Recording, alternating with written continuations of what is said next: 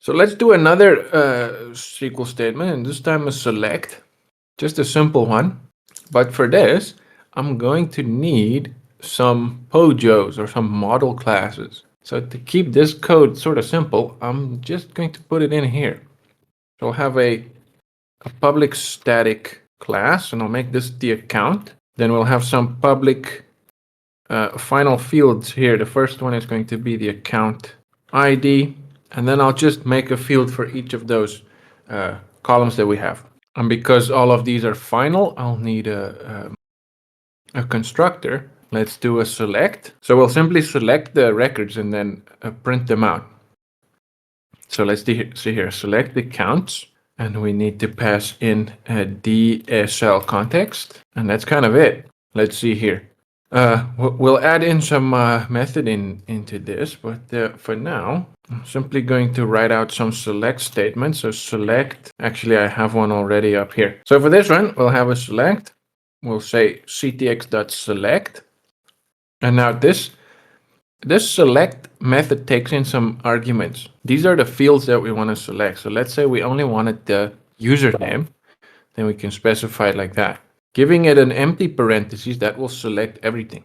Then we say from, so select all. This is kind of select all from, and then the table. So this ACC is a static variable we have up here for the account. And that's it. This is going to give me that statement. So then I need to have a result set or a result. It's going to be select.fetch. So select.fetch, so it's going to give me a result set. So a bunch of records corresponding to this table. And then for each of those records, I can now go and create one of these accounts. Let's see here. I'll have a result.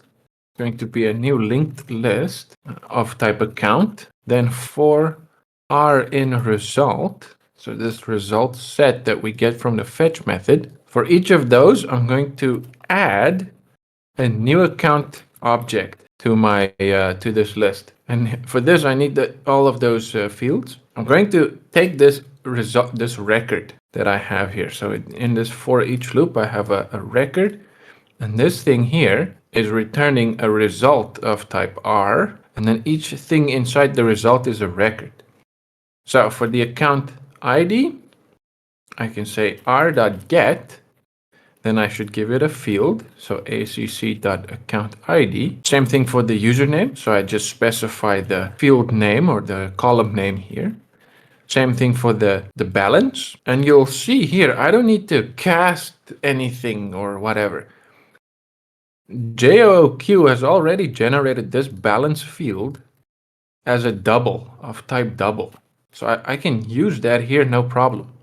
If I try to put in some string value here, for instance, let's see here, I'm just going to fill out the last one. I'm getting an error here because it tells me that it needs a double, but I gave it a string.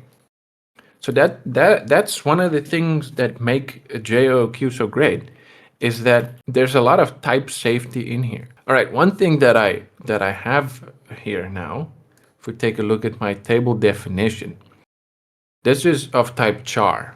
So it's not so much a problem with this account ID because I'm using all the spaces in there. But for this username, I might have a username that's only 12 characters long. So that means I'll have 4 spaces that are just blank, empty space. So you know what? Let's actually take a look at what that's going to look like. I'll override the toString method in here. So I want to pay attention to this username. Okay, so now that we have our result, we can now do stuff with it. In my case, I'm simply going to output them to the console. So if I s out this account, it's going to call it toString down there. Let's see here. I want to see that that issue with the char type. Okay, so here we go. See here? New user, all this blank space in here. Now you can fix that by using the varchar type, or in my Java code, if I'd like to keep my tables sort of compact or packed in, I can do a trim here, because this whole thing here returns a string value eventually. this whole thing here will return a double value.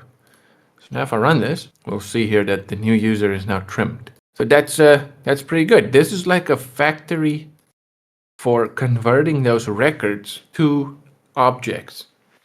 And I use this quite a lot. There is another way to do this.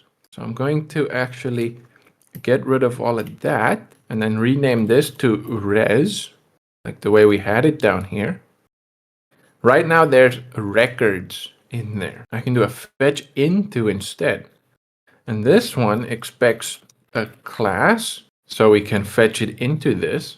If I run this, should still work just fine. But now we have this problem again. And we can solve this problem by changing the constructor here. So if I call trim in the constructor on that argument, that should also fix my problem. So it depends on how you want to do this.